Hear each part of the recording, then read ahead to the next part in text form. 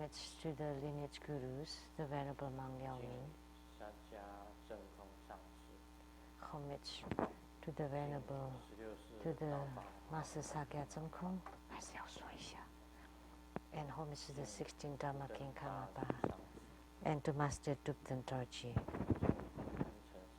Homage to the three jewels of the altar. And homage to the main deity of the group practice today, the greatly compassionate and merciful Kuan Yin Bodhisattva. I apologize if the translation today is not good because it's very difficult to hear the Chinese. So Simu, all Dharma masters, Dharma educators, Dharma teachers, Dharma lecturers, Dharma assistants, temple directors, all disciples present here and over the internet, and our participating VIPs today are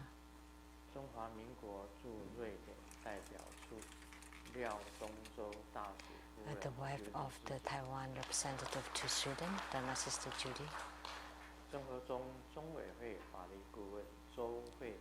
the law advisor to Buddha's Foundation, Dharma Sister Jennifer Zhou,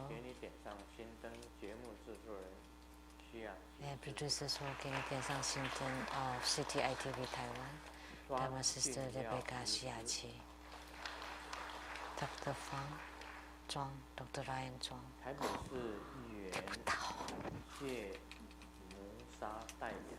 and representative to the council person of Taipei City, Ms. Xue Huiling,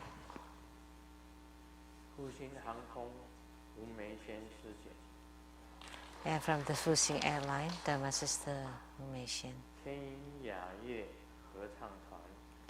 and from the Voices from Heaven Choir Group, Ms. Lin Yizhan, Ms. Gao Jin, Ms. Gao Ruzhen,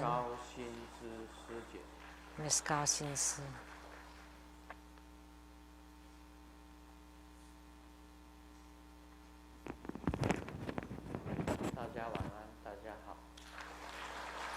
Good evening, everybody. How do you do?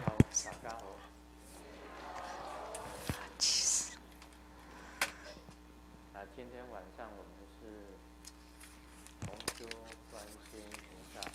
The main deity for the group practice today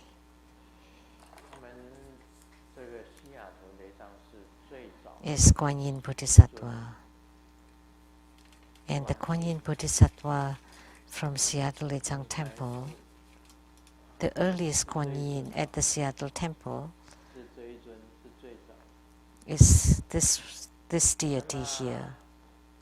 That's the earliest one. This earliest Kuan Yin Bodhisattva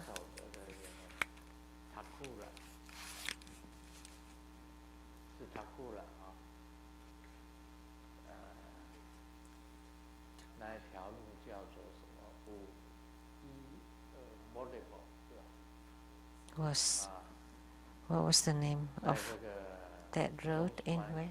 Tacoma? Tukwila. At the John's Chan's Furniture. At that time, before we had Seattle Lechang Temple, we performed a ceremony there, and that was maybe the first ceremony in the Seattle area.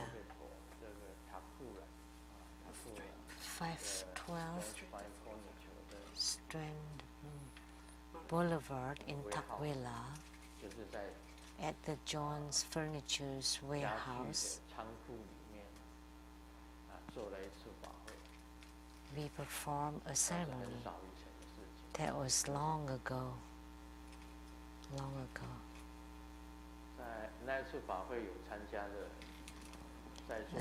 Anyone attending the ceremony then? Simu.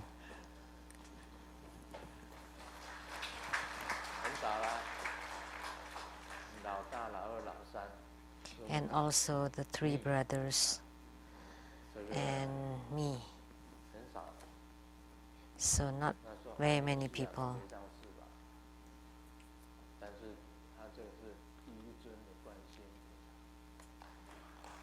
At that time, we didn't have Seattle Lejang Temple, and that was this Guan Yin Bodhisattva, the first deity here, the first Guan Yin deity. So of all bodhisattvas, she's the most compassionate. She has lots of emanation. Like when we recite the Hiking Guan Yin Sutra, we would recite the Guan Yin Bodhisattva of the 10 directions. In Buddhism, the 10 directions refer to the upper, going up, going down, and the 8 directions. So north, south, east, and west, and then the intermediate directions in between.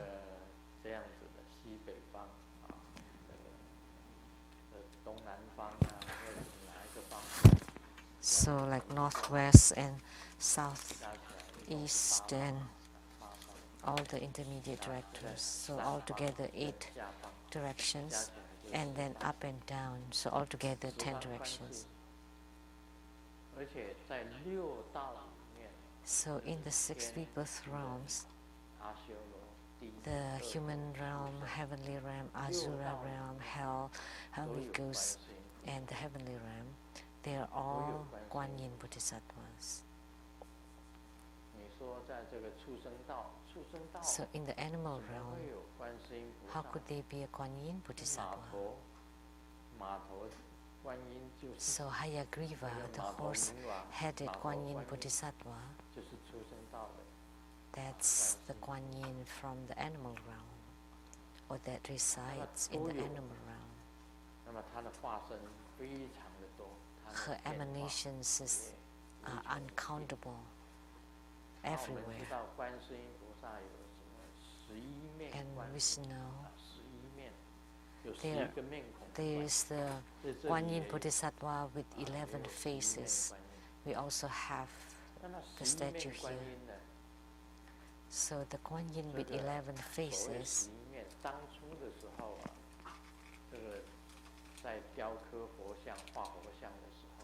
when you were sculpting a bodhisattva with one face, meaning the first ground, and the bodhisattvahood has 10 grounds, and the 10th ground bodhisattva has 10 faces.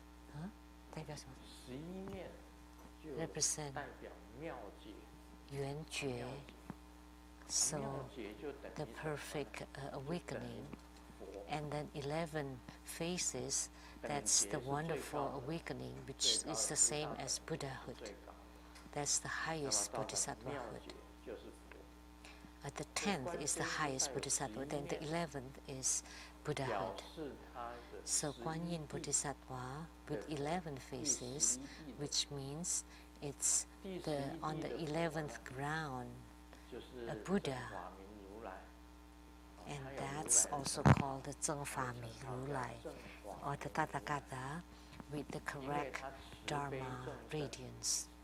Because of his compassion towards sentient beings, he transformed himself to become Guan Yin Bodhisattva.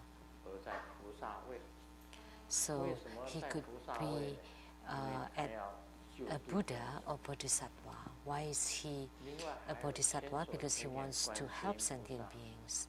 There's also the Guan Yin Bodhisattva with 1,000 eyes and 1,000 arms. She's really great because she has 1,000 arms and 1,000 eyes.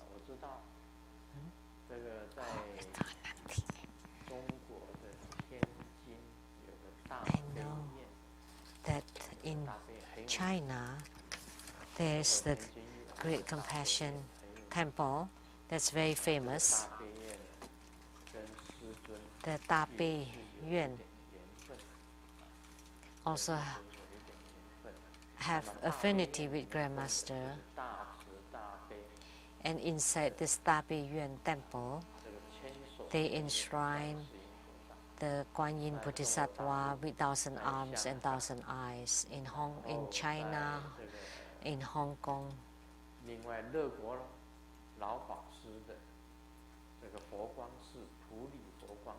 and also at the Fo Guang Temple at Puli, at the Elder Venerable Le Guo. Actually, in Hong Kong, there was 1,000 arms, 1,000 eyes Kuan Yin in Hong Kong, and also at the Pu Guang Temple in Puli, built by the Venerable Le Guo. There's also Kuan Yin Bodhisattva with 1,000 arms, 1,000 eyes, very tall, with many hands. And I heard there were 3 deities with the same sculptor.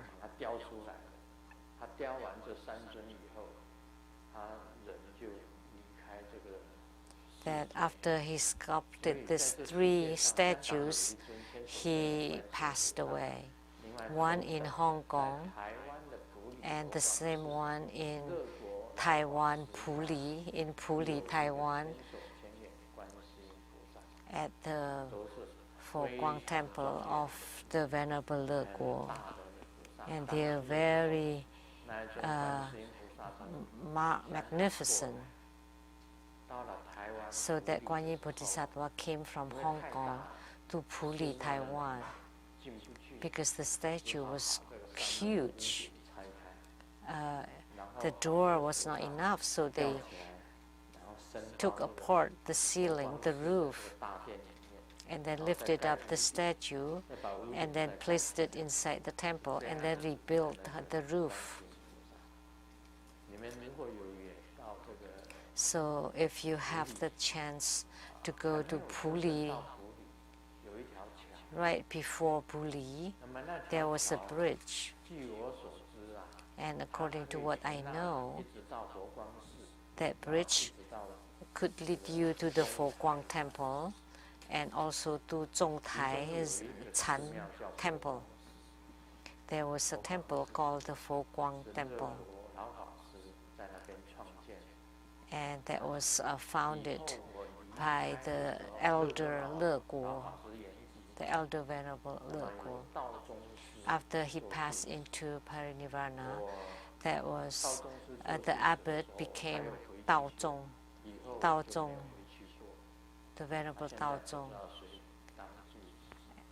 During his time, I did go there, but now I don't know who's the abbot of that temple.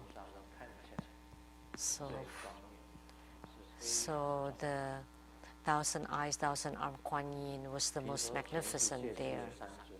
And I heard there were only 3 statues in the whole world. And she's very compassionate. Look at the 1,000 eyes, 1,000 armed Kuan Yin and the hiking Kuan Yin, which we recite every day. Why can't they fix it? So the hiking Kuan Yin Sutra is also very, very responsive.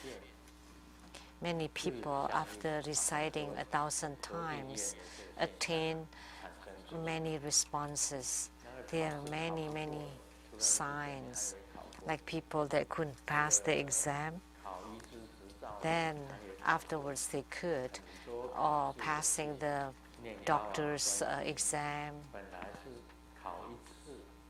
There were many people who recited Hiking Kuan Yin Sutra for their tests. They failed at the first, second, and third test, and his dad told him, "Why don't you recite Hiking Kuan Yin Sutra 1,000 times?" And he said he didn't even have time. He knew everything about law in and out and didn't even pass the exam, and now you're asking me to recite the Hiking Kuan Yin Sutra? But he did, decided it, and then after that, when he took the exam, he did pass. So Kuan Yin Bodhisattva is very responsive. So the Kuan Yin Bodhisattva of the 10 directions, meaning everywhere there is Kuan Yin Bodhisattva. And she's truly compassionate.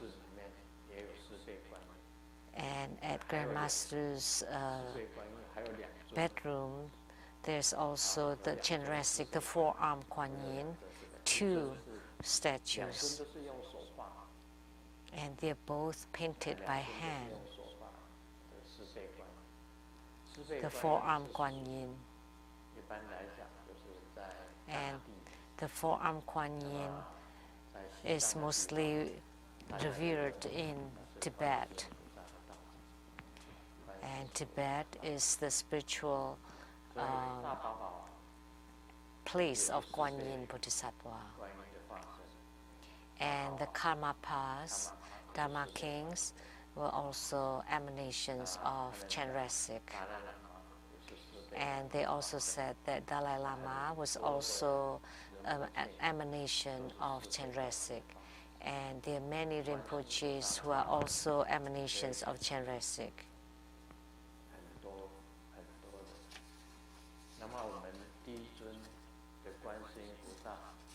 And our first statue of Kuan Yin Bodhisattva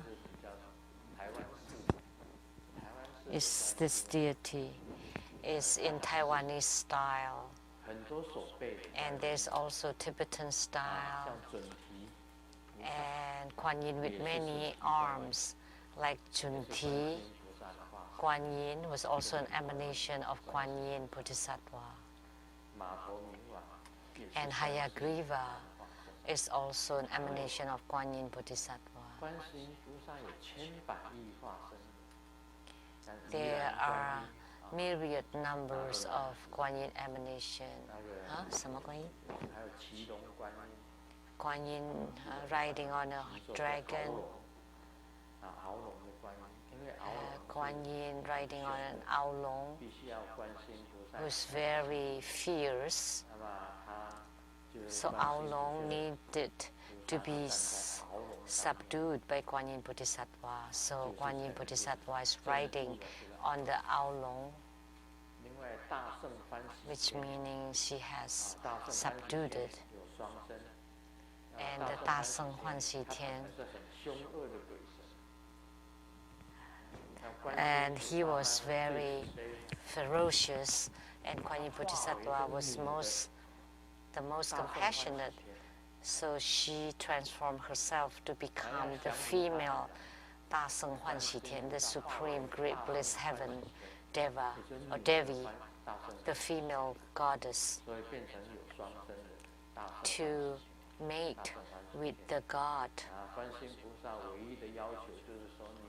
And with the only request to the Deva is not to harm any sentient beings. And if you follow Buddha Dharma, then I would let you marry me. So the supreme great bliss heavenly god or Deva was very pleased and followed her request. So Kuan Yin Bodhisattva forsake her own integrity in order to save the God and the sentient beings. So this is how compassionate Kuan Yin Bodhisattva is.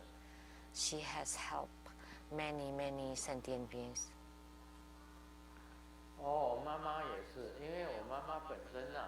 And also my mother,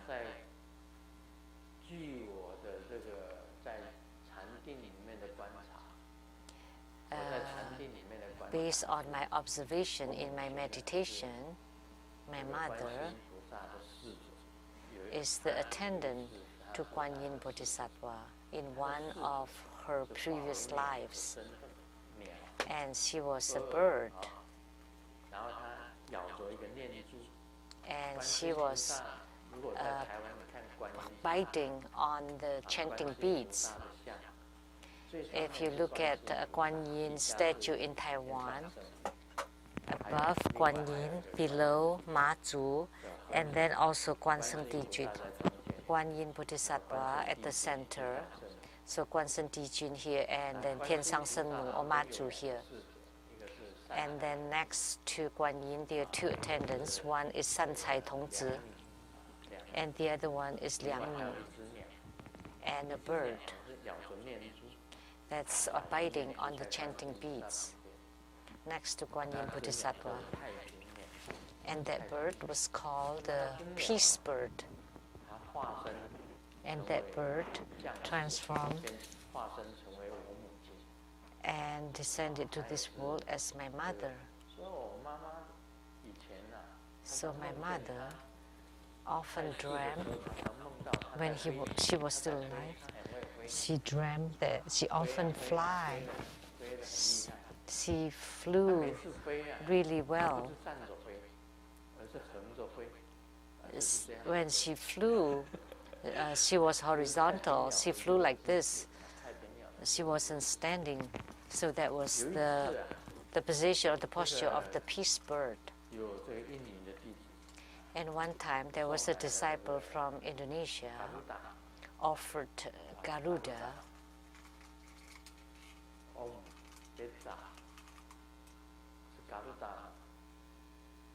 Was it Garuda?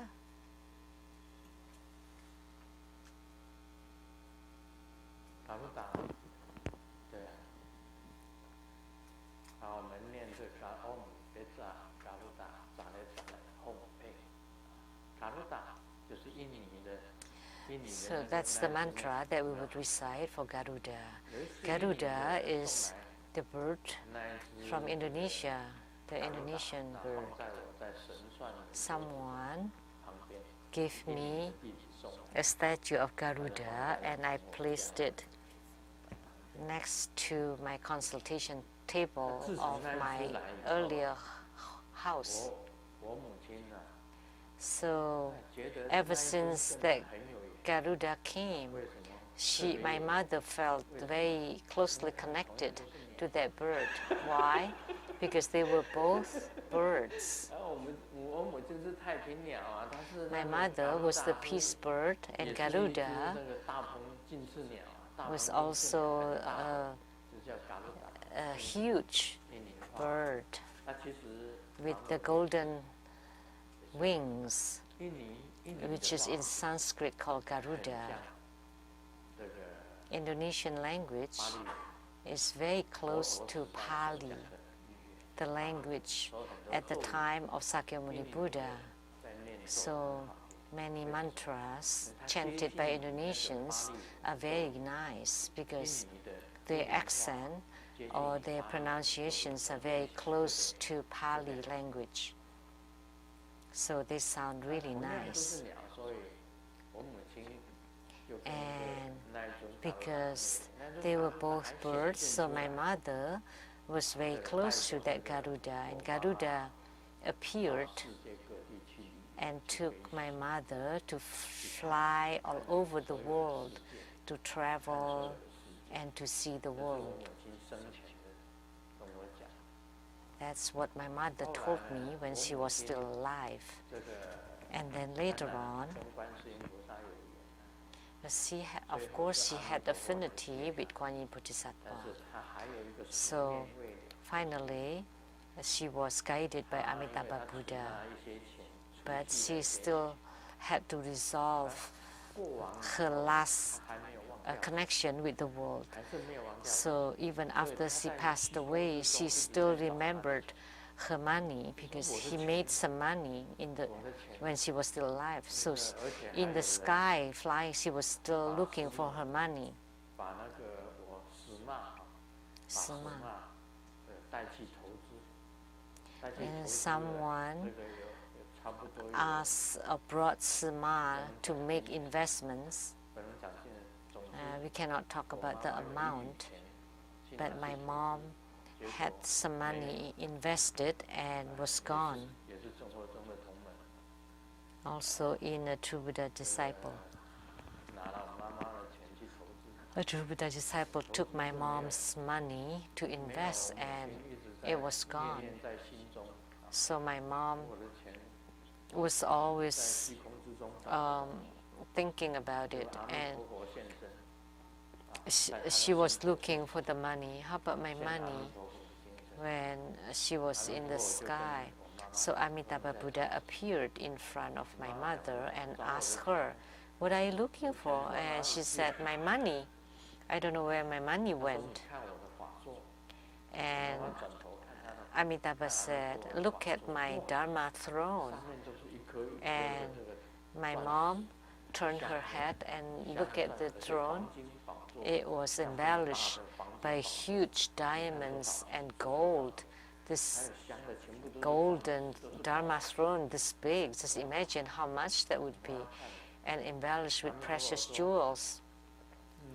Wow, when my mother saw that, and Amitabha said, you're looking for money, but look at this throne, how much it would be. And after seeing the golden Dharma throne embellished with diamonds, it's something that you can't find in the world. It's hundreds of carats of diamonds, sparkling. They're all rows of 100-carat diamonds. So your money compared to my Dharma throne? And she said, of course yours would be more valuable. And Amitabha Buddha stepped down from the Dharma throne and said, this Dharma throne is for you.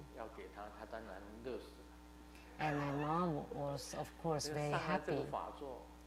And she climbed on the Dharma throne, and in a flash, she went to the South Sea and returned to her original form, to Kuan Yin Bodhisattva, and then she became Kuan Yin Bodhisattva.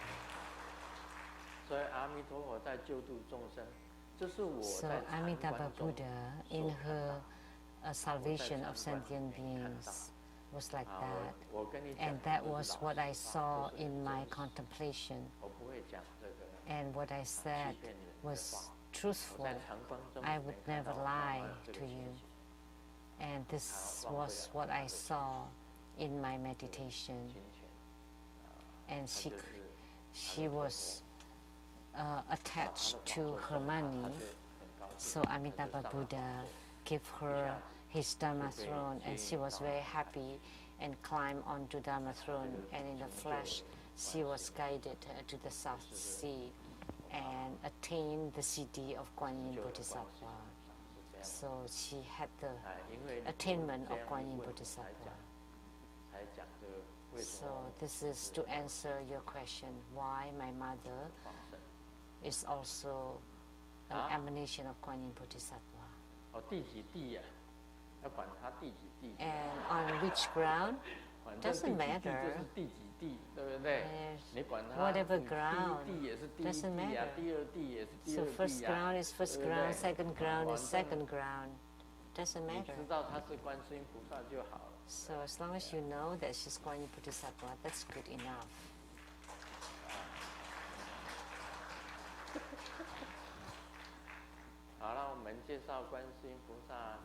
So that's the simple introduction of Kuan Yin Bodhisattva. Why? Because we all know about Kuan Yin Bodhisattva. But in reality, we could never finish talking about Kuan Yin Bodhisattva.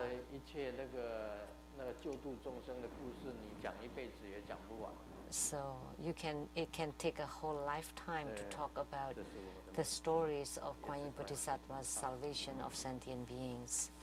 That's my mother, who's also Kuan Yin Bodhisattva. Now we will continue on Lamdre.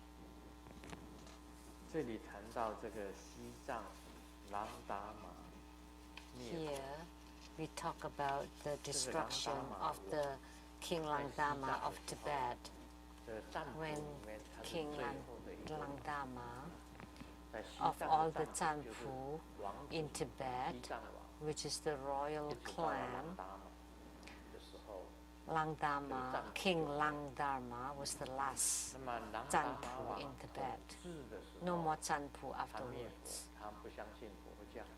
So during his reign, he did not believe in Buddhism, and his origin was not very good. That was because King Drizong Tejun was too compassionate,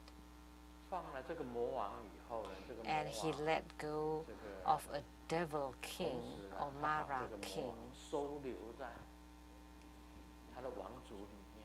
and he let the Mara king in his royal family, and later on he was reincarnated as Lamdre. So he's the destroyer.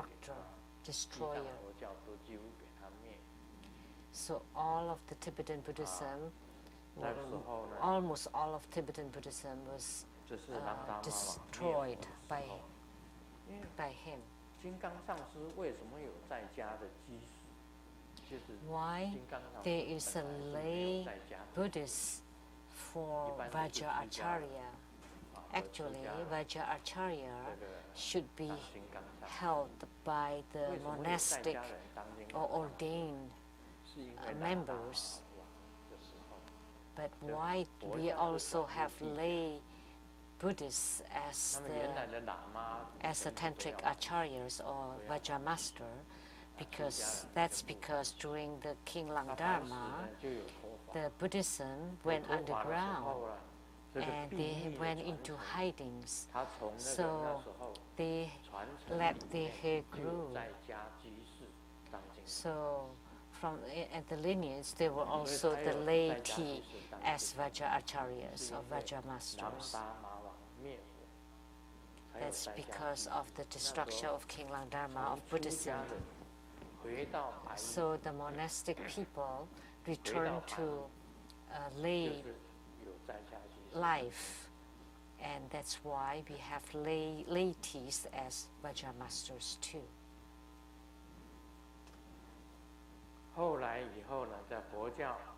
And later on, Buddhism revived and flourished again for 160 years. At this time, the great translator Ren Qin Sangpo was at his most prolific years of translating. 8 years later, in 1012, Marba, the founder of Kagyupa, was born. So Marba was the founder of the Kagyupa. And from Tibet, he went to India 3 times to pay homage or to take refuge in Naropa and studied Buddha Dharma there. Later on, he went back to Tibet, and he was the founder of Kagyupa of Tibetan Tantric Buddhism. And from Marba to Milarepa, he transmitted to Milarepa. And Milarepa, at that time, Marba had a wife and had children. So he was a lay Buddhist, and Milarepa was also a lay Buddhist and did not become a monk. And Milarepa transmitted to Gampopa. And Gampopa was a monastic monk, which is a monk, received monastic ordination. So Marba, Milarepa, Gampopa, the third lineage guru, and Gampopa transmitted to Tusum Chenpa. And Tusum Chenpa is the first Karmapa. And then the second Karmapa, and then all the way to the 16th Karmapa, which is the guru that I took refuge in. And now we have the 17th Karmapa. And there were 2 schools for the 17th Karmapa, because there are 2 17th Karmapa. One is is the one that's recognized or confirmed by Tasitu Rinpoche, and he's called Ulkin Tere, the 16 Karmapa.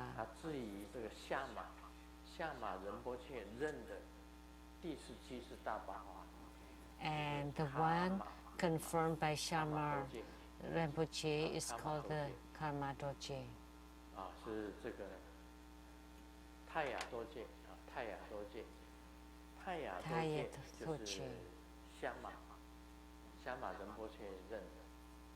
Taya Doje was confirmed by Shamar Rinpoche.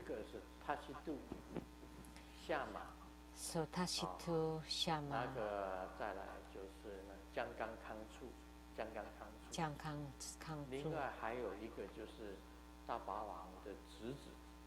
and the nephew of Karmapa,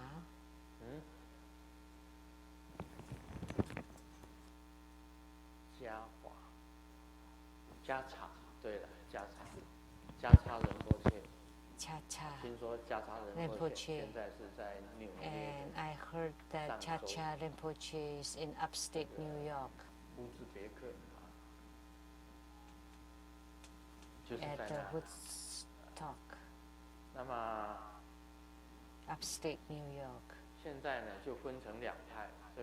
So now we have two schools. There were 4 Dharma princes, Shama Rinpoche, recognized by Shama Rinpoche, and the other one recognized by Tashitu Rinpoche. So that's the issue here. So which one is which? But my personal opinion is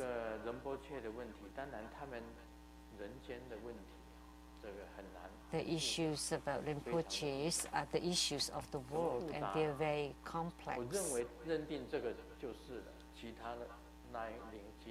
In my view, is that let's just recognize one. Many people recognize the Ujinchari, and Taya Doji is recognized by less people. But he also have many centers in Europe.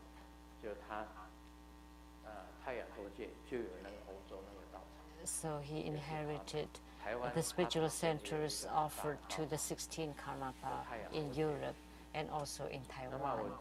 That's Taya Dorje. And I have met Taya Dorje, but up till now, I haven't had the affinity to meet Urjin Tunle.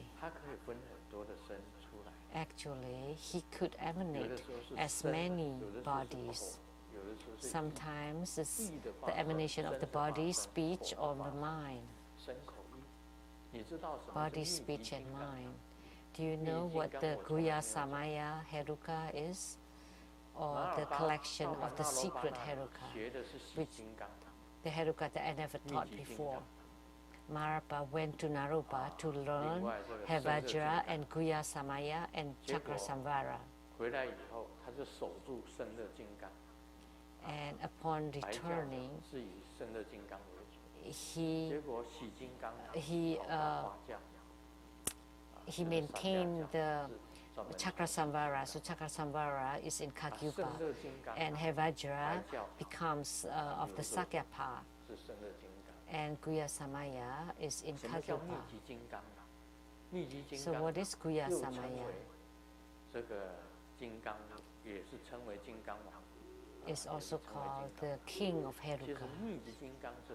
Actually, Guya Samaya is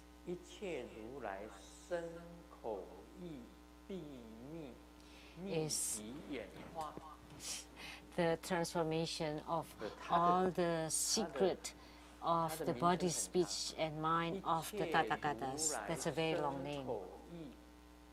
So, the secret collections, the transformation of the secret collections of the body, speech, and mind of all the Tathagatas. And the sutra of that. or the Tantra Guhya Samaya, the Tantra of Guhya Samaya, or Guhya Samaya Tantra. So body, speech, and mind can transform to become many, like the innumerable, the millions, zillions of transformations of Kuan Yin Bodhisattva. Karmapa is also Kuan Yin Bodhisattva. Of course, he can emanate as to become many. Now, with only two bodies, they are already fighting against each other. So, I mean, they're already fighting over it. So as long as it is the correct Dharma, then they are all emanations of the Karmapa. There's no need to fight over it. Now they fight, and finally the Lamdre temple, the Dragon Virtue temple, cannot be entered by either one of them. So in 1012, Marpa was born, and 4 years later, Mahasiddha Naropa was born. That was the beginning of a new era of Buddhism in Tibet. So we know from history. So Tibetan history is really confusing. So, because there are too many kingdoms in there, big and small, the history is really confusing. And why the lineage gurus are like hundreds of years old. And in my research of Indian history, because their calendar system is different. For us, 1 year is 365 days. But for some of them, in some of Indian history, half a year is calculated as 1 year. So 40 years for them would be 80 years. And then there's some that would calculate 3 months to be 1 year. So that's why the history is very confusing. And some regarded 1 month to be 1 year. So living to be 800 years is fine, because 1 month is 1 year.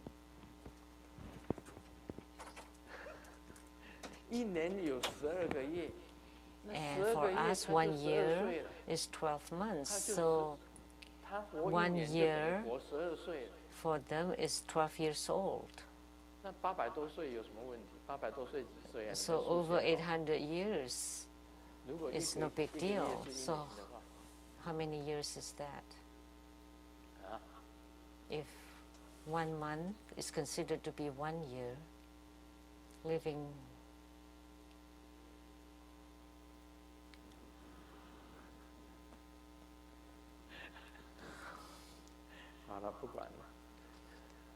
oh well, whatever.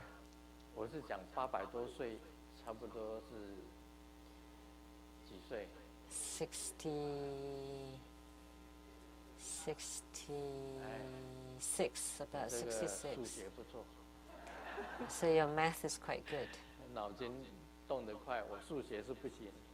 My math is bad. 数学，你看，所以按照印度的历史来讲， So that's why 很乱。 Going by Indian history is quite chaotic. It's quite a mess.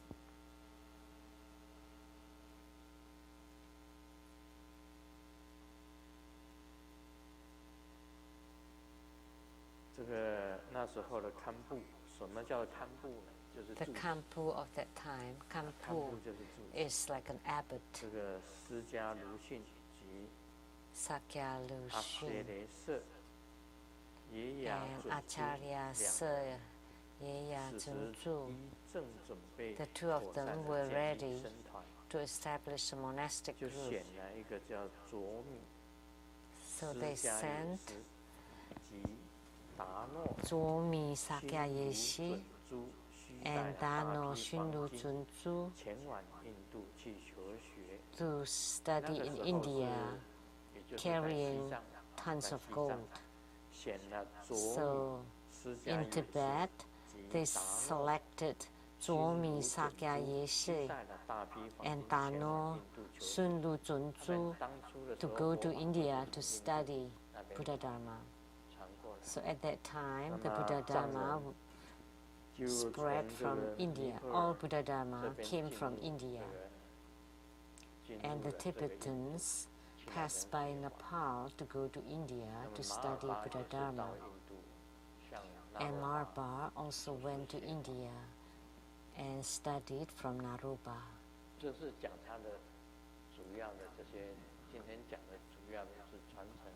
Today, we talk primarily about the lineage.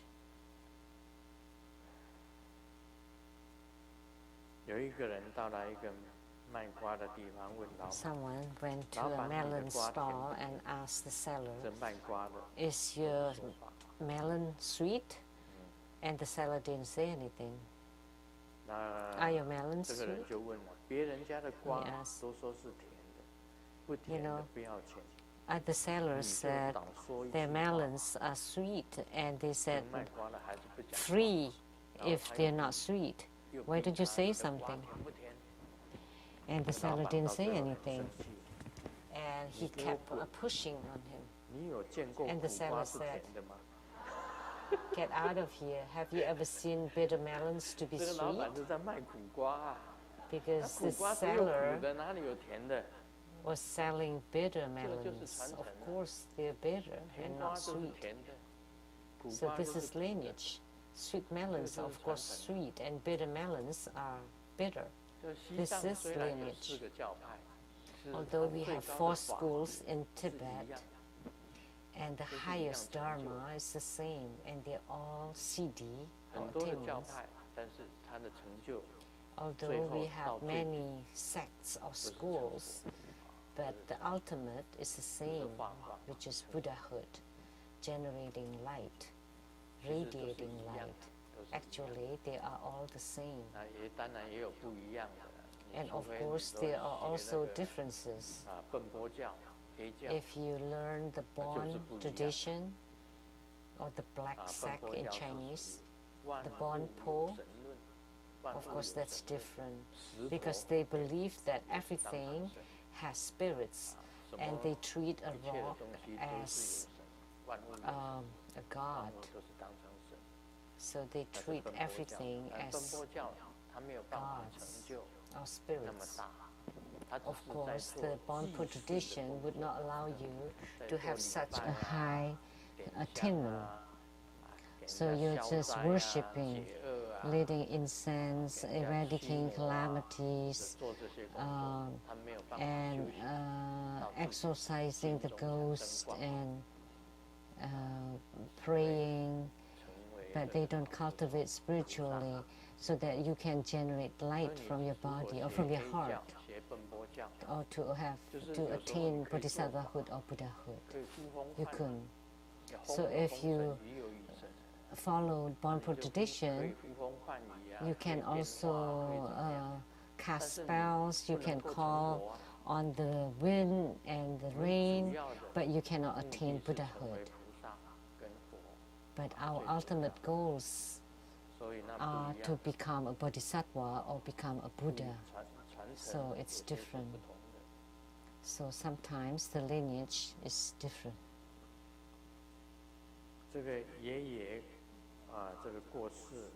Grandpa died, and the family members asked the neighbors to lit incense, and 3 sticks of incense is good enough.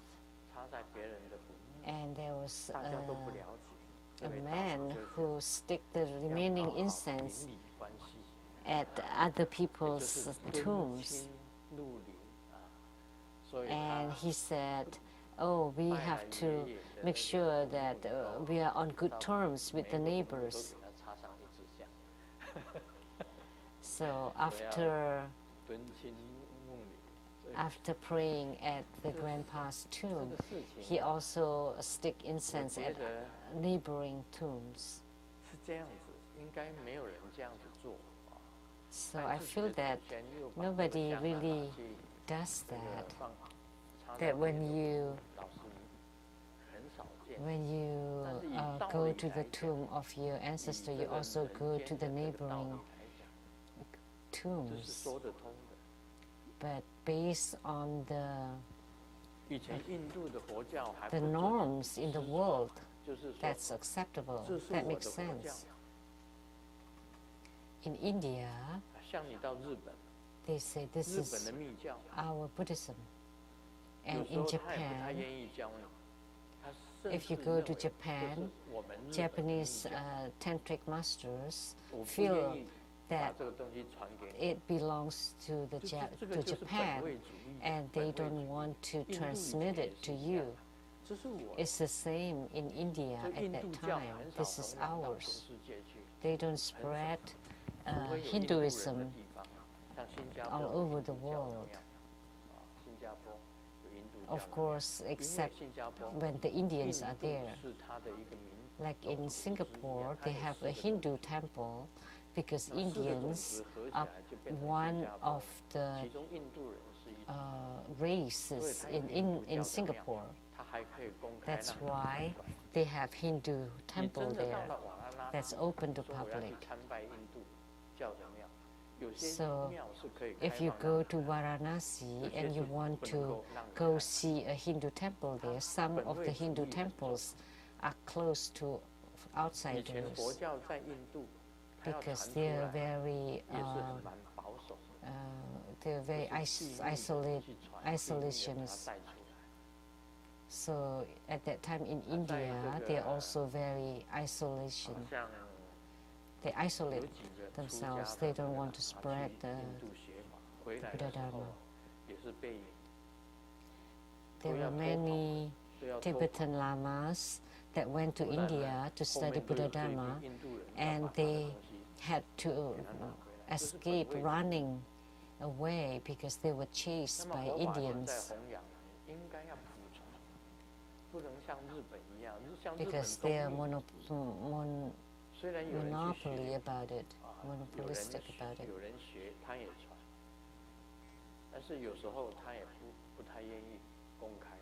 So although sometimes they would teach or transmit to some people, but not all the time. Like Hinduism is not very popular around the world, but in India, in Indonesia, there are also Hindu temples or Hinduism, because Indonesia, India, they both start with In. Like Dharma Kirti, like Atisha, Guru Atisha, when he went to Dharma Kirti in Indonesia, Dharma Kirti did not necessarily want to teach him. He had to observe him for several years. So Dharma Kirti did not necessarily want to transmit right away when Atisha visited him. That's also selfish departmentalism. So they keep the teaching to themselves. So the same with Indian Buddhism, that we don't quite understand. We don't understand a lot about it because they kept it to themselves. It's the same for the Japanese. And it is also difficult for other religions or religious sects to go into Japan. They discriminate against them. So, like now, in order for Buddha Dharma to spread in other countries, it's not easy because everybody has this selfish departmentalism, or they are very close about accepting other religions.